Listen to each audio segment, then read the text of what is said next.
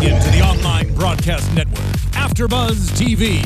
Over 20 million weekly downloads in over 150 countries, and your number one source for after-show entertainment.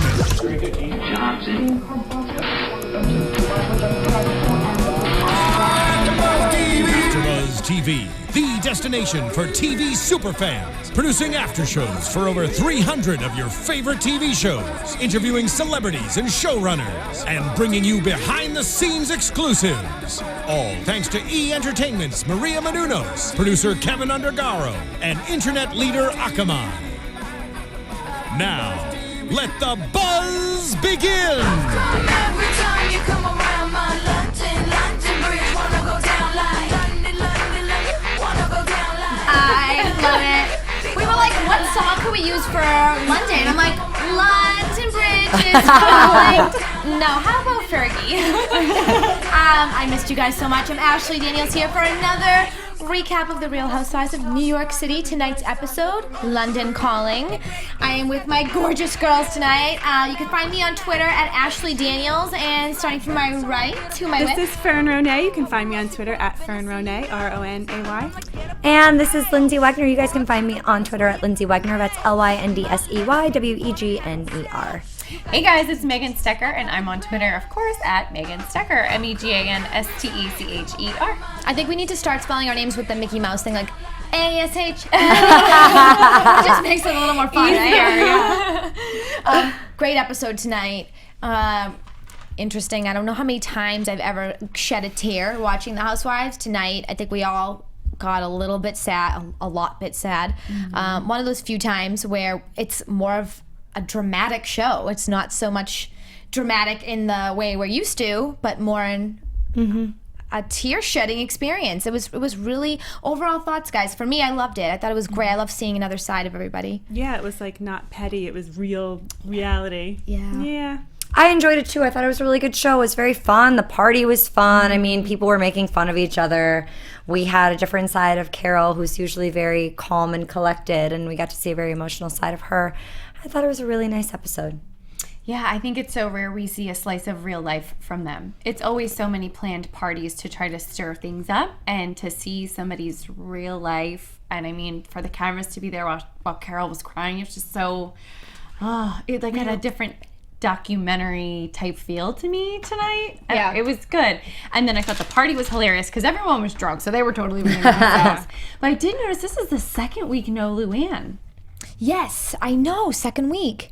Yeah. I wonder if that was like on purpose or she was just busy. I don't know. Yeah, it was. I miss Luann. When Luann is not on the show for me, I feel like we're missing a big piece of the puzzle. Yeah. Whereas last season we didn't get a lot of Luann, but I didn't feel like I was missing a lot of her. But she's just so involved in this season. Mm-hmm. And I did watch her on Watch What Happens Live. Was it last week that she was on? I forget. I think it was last week. Can't remember. I think it was last week. It could have been the week before, but just she was talking about the sunglasses that she was wearing, because I was curious, because I felt like those sunglasses would like get sold out in a second, and I guess they were just some fun ones she found at like a beach store or something, when she said the whole like cool, don't be cool, be all, don't be all uncool, be cool, whatever. Yeah. But anyway, she's too funny. I can't even handle it. And I think, she was paired up with Melissa Gorga. They did Watch What Happens Live, and someone was saying, someone asked a question, they're like, do you think that you both would ever collaborate and do a song together? And I'm like, how funny. Would be so funny to see them do that. But anyway, interesting to see Carole so vulnerable tonight. It was really hard to watch. For anybody that hasn't seen the episode yet, please watch it before you listen to us, because there are like lots of things we're going to discuss. Spoilers, yeah. But, obviously she picks up the ashes. She arrives at the church. We find out later that she was expecting it to be a more grand experience, more big church with like bells ringing and everything. And it was more of like a small home that she walked into. And there was one priest there who I kind of felt like he should have been a little more compassionate, but he was a little bit standoffish, which I don't know. You just think like with a priest, you'd be like, well, here's the thing. He's all around you right now. He's your angel. And like things to kind of make her feel a little better. But it was kind of like he let her talk. He didn't say as much. So it was maybe hard it was to see. a camera thing for him. Maybe he's not used to it. Because, I mean, you expect that kind of bedside manner from a doctor. But I'm sure for him, it was probably just having a camera. Awkward for him. And being in a Very church good point. and being a priest. That's It's just Very good not something point. that he's going to be comfortable.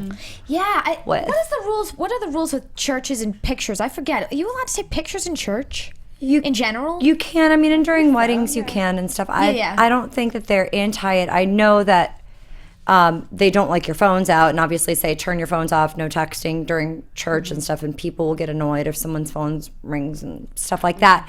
But I don't think, I mean, especially during weddings, baptisms, that sort of thing, they do allow pictures to be, and I'm Catholic, so very strict I am too. for the most part, church, that they do let you take pictures for. Right. Yeah. I felt bad for Carole. She seemed so nervous. I think because he wasn't talking, she was overcompensating. Yes. It was like when she went on that date a couple seasons ago and she was so nervous and she couldn't shut up. I felt bad for her. I felt like she was talking so much because she was so uncomfortable. Yeah. No, it was sad. It was really sad. I kind of wonder if it was if his demeanor had anything to do with being British. I don't really have any close British friends, but I feel like as a whole, they're kind of described as a little more standoffish and very proper and very good manners. So I don't know if he's just a very proper, old-fashioned type guy. So Very he good wasn't, point. He wasn't all like arm on the shoulder and like, are you okay? Because it's just not the way they are as a people. Maybe Maybe it could. Yeah, I think they always. To me, I'm always like the British are so smart. No matter what, they just sound brilliant. They can say accent. anything with that accent. But yeah, they have a great personality, very unique personalities. The British people I know several, and they all have a really like a witty, fun. They like they're sarcastic, they're funny, and. Yeah, I mean, there's differences in all types of, all nationalities. Not nationalities, but also wherever you're from, like, from what the social norms are. Right. So and some people even here, like, some people are super like grabby and they hug you several times, and some people are more like, okay. I mean, they don't know each other at the end of the day, but I just feel like she was so confused, and she was just like, whoa. Like she said, she saw the urn, and the urn seemed bigger than it was when she remembered it. 15 years now. Picking up that urn, it's just like bringing up so much at once. And I don't know, I felt this isolated, cold feeling the entire time I was watching it. Like it seemed like it was kind of chilly out. I felt like it looked lonely. The hotel looked very spacious and very lonely. The hotel room was horrible. Yeah. I hated it. I would have been I'm sorry. I would have been moved to another room. Yeah. And maybe it was a suite, and so they felt like we can open up the space because it's a suite, or we don't have room in our other hotel rooms for filming purposes. Maybe. But it was so spread out and then bare. Very it was very bare. cold. That's a great point, Ashley. The whole room was just I just felt I would have been lonely. moved to a different room. I agree. Yeah, it was just like I felt like everything was lonely. I felt like every 2 seconds I kept putting myself in their shoes, especially Carole's, and I kept thinking, oh, if Dorinda goes away right now, like what's it gonna feel like to be walking on the streets like by yourself? Like you just picked up that urn, like you have to fly home. Where's the urn gonna go when you fly home? Like what do you have to do? Like where do you put it? Like it just seems so sad in so many ways. But it's also a new beginning, I think, too. Just to be able to talk to somebody for the first time about all of this, which they both opened up to each other a lot. What did you think of that conversation, listening to how much they related to each other, Dorinda and Carole, in Carole's bare, cold hotel room? I felt very sad. I think it was so cathartic for both of them, and a really, really amazingly honest conversation, which I felt like we were watching someone have a conversation that we weren't supposed to be watching. I mean, obviously they knew it was being filmed and everything. It just was so honest, and we never really get that honesty. So I thought that was amazing. It did feel like lonely and sad. I think the saddest part was both of them having the realization with each other that it was a relief when their husbands passed away, because the burden of someone about to die is so heavy that when they do, it was a relief. Yes. So I really love that moment when they were both like, oh, you felt that way? Good. It's okay that I felt that way. Right. Yeah, Because I agree. They did try last week to do a little bit with editing and kind of put some stuff where it almost seemed like they were saying negative things. But this obviously wasn't a negative thing, as Dorinda says. It was never a burden. It was an honor. So there were some really beautiful moments and some heavy-hitting things, because maybe some people have felt like they can't say, wow, it was a relief when they finally passed, just because then I knew they were in a better place. We could, now go on with our lives as well, versus sitting here, you are taking care of somebody, and especially someone that's sick, and knowing that that moment could pass at any time. And Dorinda saying, I couldn't sleep because you don't want to miss anything. Mm-hmm. Right. And I'm not just saying that everyone feels that way, because I'm sure there are plenty of people that don't feel like it's a relief when their loved one passes. They feel like it's even worse now because that person's gone. We just saw death on Housewives of Orange County a couple weeks ago with Vicky, and I mean, she was a wreck. I was bawling hysterically. I was bawling hysterically watching it, to the point where I was hyperventilating. I was so upset because it was just, seeing her that way was just tough to watch. And my mom ended up watching it, was like, that was really, really sad. So I think everyone handles it differently. Granted, that was in the moment. We're seeing something 15 years later. Right. But I think for people out there that have gone through this, sometimes it is nice to hear what these two women are saying, and knowing that it's okay to feel like this. The moment that killed me was when Dorinda said that her husband just died, and then she walked outside New York City trying to get a cab, and she's at the end of the cab line. That's like a scene from a movie where she wants to scream like, my husband just died. Horrendous. I actually met someone recently who said that to me, and it was like, we met, and then like a minute later she was like, kind of stumbling on her words, and she was like, I'm sorry, my husband just died about a year ago, and I've like never been the same. And I remember being like, I didn't know how to react. Of course I want to be like, of course I was like, I'm so sorry. But then I thought to myself, like, it has to affect you for a long period of time. And sometimes I just feel like you might want to bring it up a lot to kind of let people know, like, I might not be myself, or I might be, but it's like, it's so awkward to bring it up, I'm sure, for them. And it's like, when, like, imagine if she did say that. Like, of course everybody would be like, of course you can have a cab. But it's like, when is it? I'm sure it goes, there's just so much going through their minds. And like Carole said, it wasn't until she got back to the apartment that she realized, like, okay, he's not coming home. I mean, my mother's mother passed away when she was 10, and she said that, like, it didn't hit her for years, like till she was in her late 20s. She did not hit her that her mother died. And sometimes it's like she knew it, but like it really hit her, like, I don't have a mom. It takes a different, depending on if you have to grieve properly. You can't ignore it, and you have to, figure out the right way. So I feel like with them, it seemed like they almost got back into their lives very quickly and didn't grieve the right way, or didn't grieve enough, because for what we hear, this is kind of the first time they're really talking about any of it. Yeah, like, I'm surprised that Carole said this is the first time I've told her things that I haven't even told my close friends. Yeah. Which makes me worry that she, hasn't, grieving is so personal, and everyone does it different, but I felt for her, like, you should talk to, you should have talked about this already, and because it's so cathartic. Exactly. I think it's like they related to each other in so many ways. You could see them finishing each other's sentences so many times. So it shows you how much human behavior is the same. You kind of react the same in a lot of instances. And it was interesting that Dorinda mentioned that she met John through Richard. Yes. So that we didn't get a lot of that story, but he was a writer. So Richard was a writer and a professor, I believe. Although they had tons of money, so he must have had money anyway. Unless you make a lot of money being a professor, which sometimes could be the case. Maybe, I don't know. He was just doing that once a month. Oh, he was writing as well? I don't know about the writing, but she said that at Yale he was just there doing like once a month type thing. Yeah, they come. I mean, she said like she would prance around in Chanel jackets. She just comes from but she's so relatable, which is interesting. But yeah, I wonder how they met. They may have said it before. I felt like we heard something about Richard knowing John at some point. She said that Richard had introduced John to her, and Richard liked John. Yes. She also said that Richard said, don't move on. Yes. Don't meet anyone else. Yeah. This should be enough for you. Right. I wonder what poor Richard thinks from the great beyond about John. I know. What about that balloon last week that we heard, in the balloon thing? That was amazing. That was unbelievable. And they showed the video. Oh, and just to think that the first time she slept was the night she found out he passed away. And at first it sounded so morbid. And you're like, what? And then you're like, wait, oh my God, it makes so much sense. The worrying is like he's at peace. She can sleep. She's not worried. And it's interesting, they both passed away while they were with them. Carole in bed with him, and in bed, like laying down, sleeping in the hospital. And then Dorinda sitting next to him, was it? Was she next to him? I don't know. Did she say she was with him, or did she say she got a phone call that he passed away? I think she said the doctor said he passed 2 minutes ago. Right, but So she must have been nearby. Yeah, she was nearby. Right. Because she got the cab back home. Yes, yes. Oh gosh, and then first time I felt like I had seen real clearer pictures of Carole and Anthony. Very handsome. They looked like they were so in love.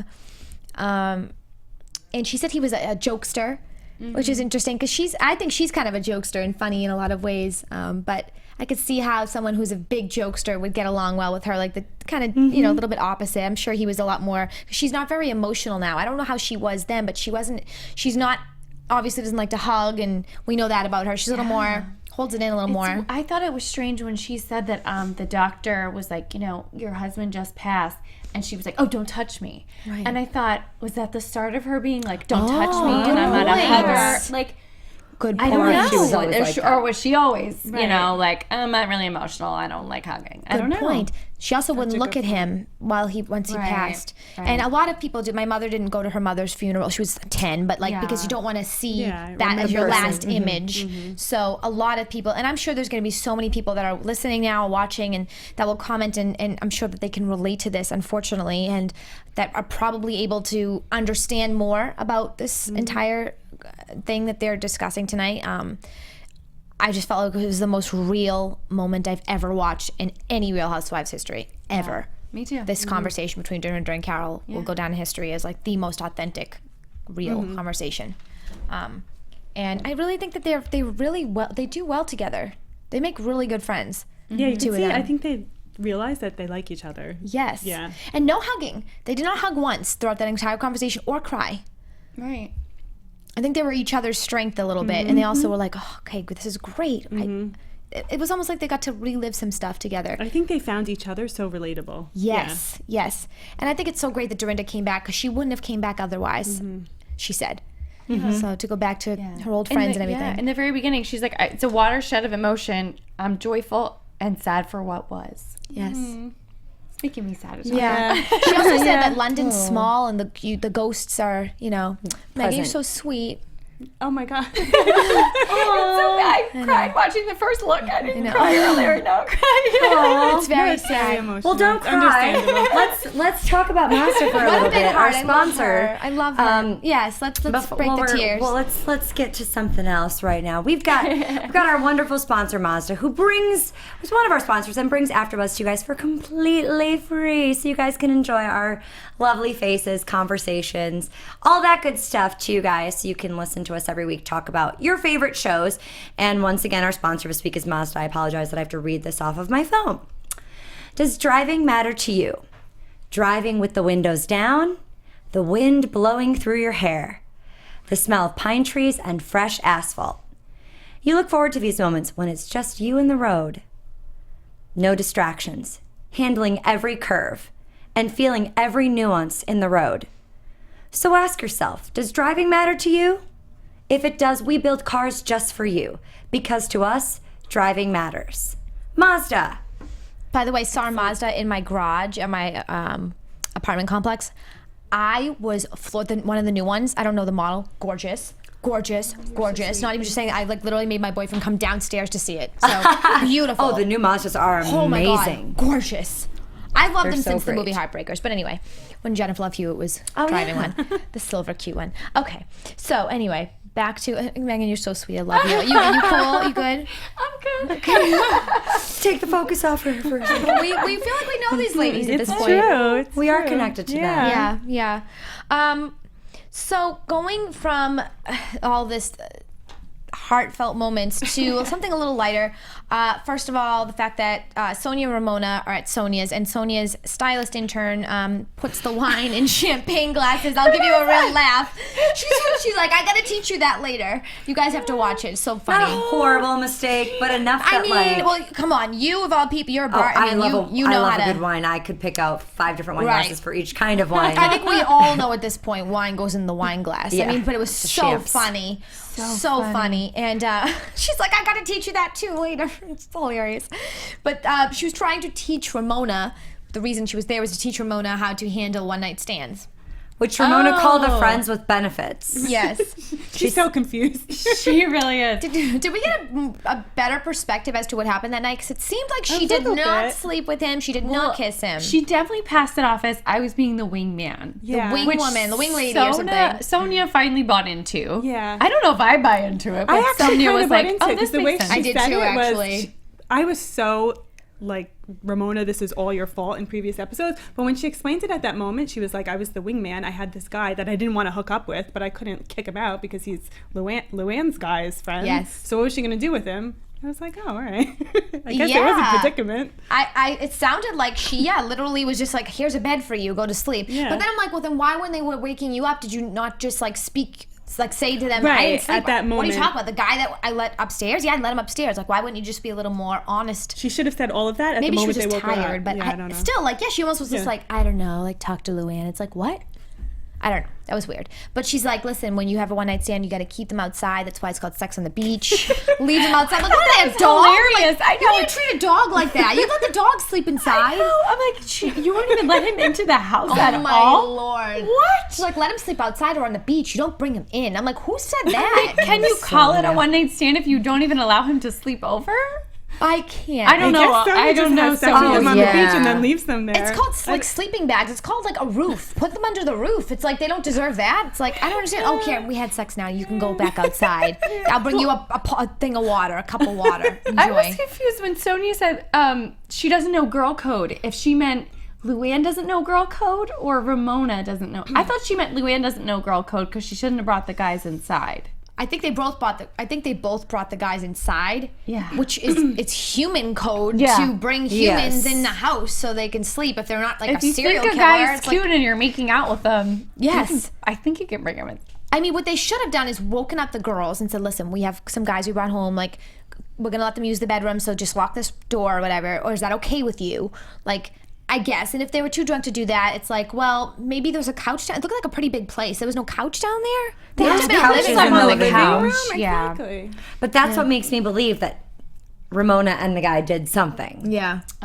He left before the cameras came on, unless we get some sneak, those lost footage episodes. I mean, there's times where maybe this is a guy thing to do, but there's been times where I've even slept at girlfriends' houses and you just kind of fall asleep on the couch. Or, I was watching Bachelorette 2 weeks ago with my girlfriend and I fell asleep on the couch and I'm laying there in my clothes. She's like, you can stay. I'm not just going to take my clothes off and sleep Why on not? the couch. Like, I'm going to keep my clothes on. So if I'm sleeping in an unknown place, I'm probably not going to strip down. But you're also not a guy. I'm also that's not a guy. drunk. So is a guy going to do that? Is a guy automatically going to take off his clothes if he's sleeping We somewhere? need to interview them. We need to find these guys and get the real true story. We can like change their voices with that like Home Alone thing that you can like talk into. Well, Sonja's right. She's like, when you invite a guy in, they're expecting that you want to sleep with them and they want to, they're going to stay over and you guys are going to hook up. I feel like she's right about that. That most men expect that when you're like, Yeah, but when if they're you're like, stuck with can the I not cute come in? friends and you're like just I know, being nice. But when guys are like, can I come in? And you're like, sure. If you've had drinks, they are definitely assuming something's going to happen. You probably You not just so set much. the ground rules. But the guy is always like thinking something's going down. Of course, you're not gonna be like, hey, want to come over and watch Netflix? And they're gonna be like, sure, I'm gonna come over and watch Netflix. Their head Right. is thinking it's not Netflix, it's Right. something totally different. And then when it is sleepover. Netflix, they want to I'm like, looking here all confused because I'm like, I just want to watch Netflix. yeah, exactly. You're He's like- like taking his pants off. It's like, this is not Orange is What the you New think Black. it is. Like, Joey, understand. Joey on Friends episode. Do you guys remember that?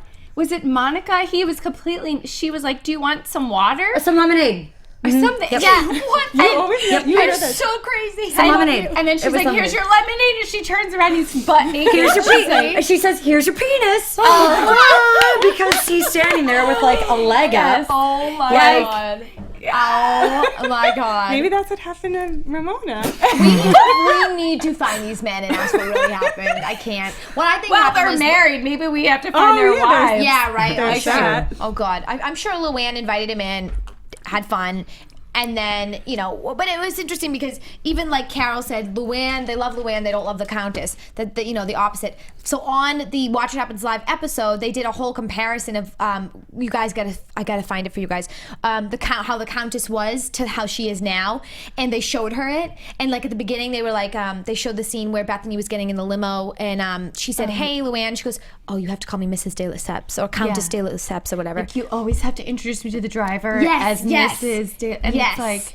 And they showed a bunch of those things where she was like being very proper, and then she answered to it after live, and she was like explaining, and Andy's like, you don't have to explain yourself anymore, we know. But she was like, yeah, that's me then, this is me now. And like they showed the me now portions of her like falling over the other day and like, being like, I don't care and whatever. So it's interesting because now Carole's saying there's a huge difference between Luann and the Countess, and they love Luann. They're not so fond of the Countess, but the Countess comes out once in a while. Hypocritical. Exactly.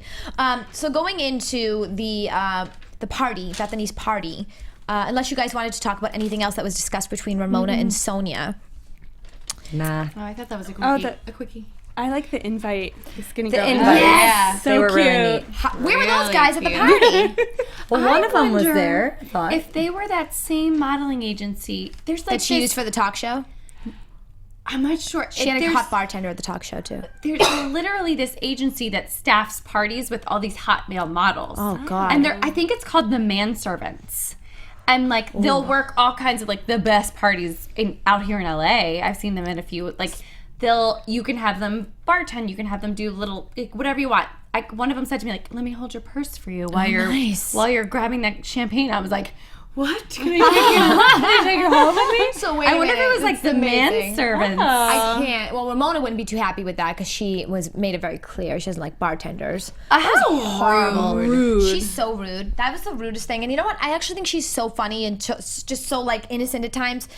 And then that was just like, come on, that's so mean. Like Bethenny's not trying to find you a husband; she's trying to find you someone to hook up with He's tonight. a bartender. It's like he's standing right there. She was asking for hot guys. She answered the call. She's like, Interesting to see Heather walk into the party because she called her mama a few times. We know Bethenny's in the past been like the mama thing. She was like, bugs her. Yeah, bugs her a little bit. But it seemed like they were getting along well, and Kristen was happy. They and all seemed Bethenny happy. and Kristen, were totally fine. Totally. There wasn't anything really going on in that party other than the fact that we saw Ramona, really in heat, wanting a man.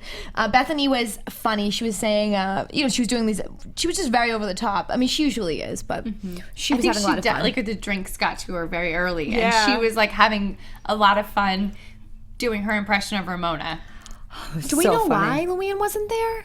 Did Right they away in the say? beginning, her and Sonja came late. yeah. But Luann was there at the very, very end, right? Yeah, her and Sonja came so late. Of the Yeah. skinny girl party? Yeah. I By the way, I missed don't it. remember her coming at all. Don't worry, I didn't either. That's how little I saw of her, and I was like watched a it. split She was second. She in came one with Sonja, scene. She right? had on a interesting gold necklace with her dress. Of course she did. Interesting. You and I, so two people out of this entire panel, 2 out of 4 did not even see her there. Exactly. Wow. Interesting.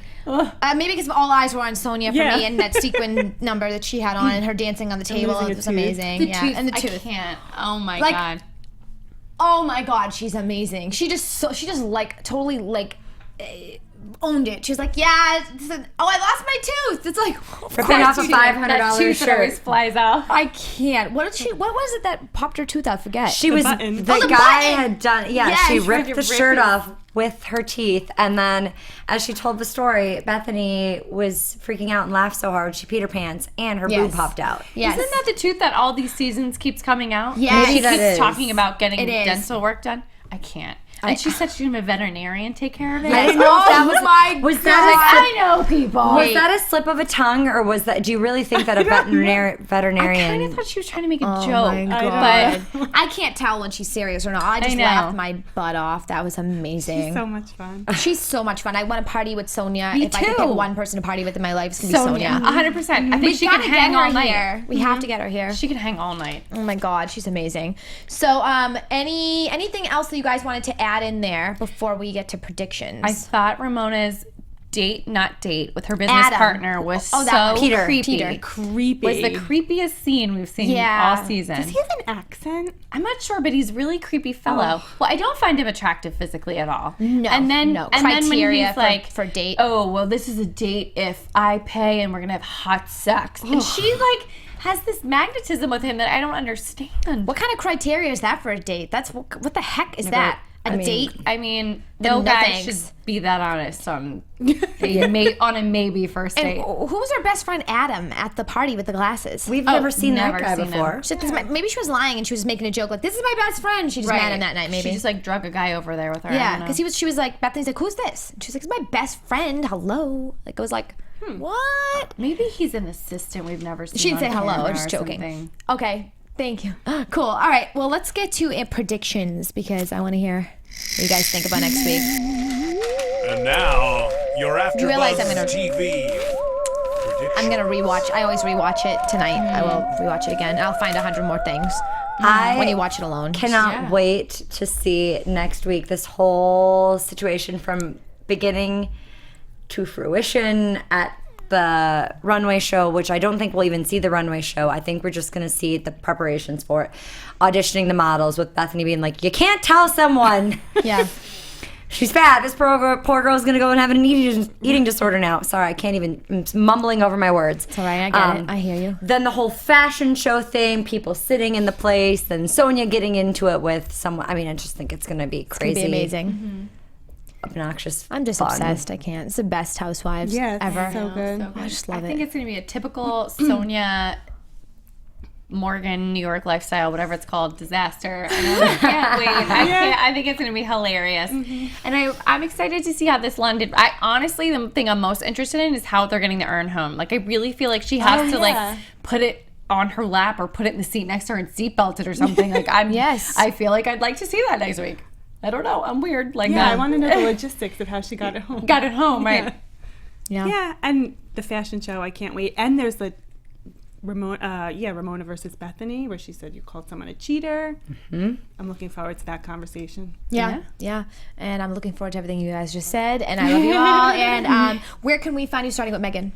Okay, so I have downloaded Snapchat now, so you guys can follow me at Megan Stecher on Snapchat. Also Twitter and Instagram at Megan Stecher as well. And you guys can find me, this is Lyndsey here, on Facebook, Instagram, and Twitter at Lyndsey Wegner. That's LyndseyWegner, or my blog, lyndseyWegner.blogspot.com. Fern Ronay here. You can find me on Facebook, Twitter, and Instagram at Fern Ronay, Ronay. Awesome. You can find me. This is Ashley at Twitter at Ashley Daniels, Instagram Miss Ashley Daniels, Periscope Ashley Daniels, Snapchat I'm Ashley Daniels. The list goes on and on, but I love you. Just stay connected with me somehow, some way. I will see you next week. We will all see you next week. We love you. Thanks for tuning in. Bye. Bye. From executive producers Maria Menounos, Kevin Undergaro, Phil Svitek, and the entire AfterBuzz TV staff, we would like to thank you for listening to the AfterBuzz TV network. To watch or listen to other after shows and post comments or questions, be sure to visit AfterBuzzTV.com. I'm Sir Richard Wentworth, and this has been a presentation of AfterBuzz TV. Buzz you later. The views expressed herein are those of the hosts only and do not necessarily reflect the views of AfterBuzz TV or its owners or principals.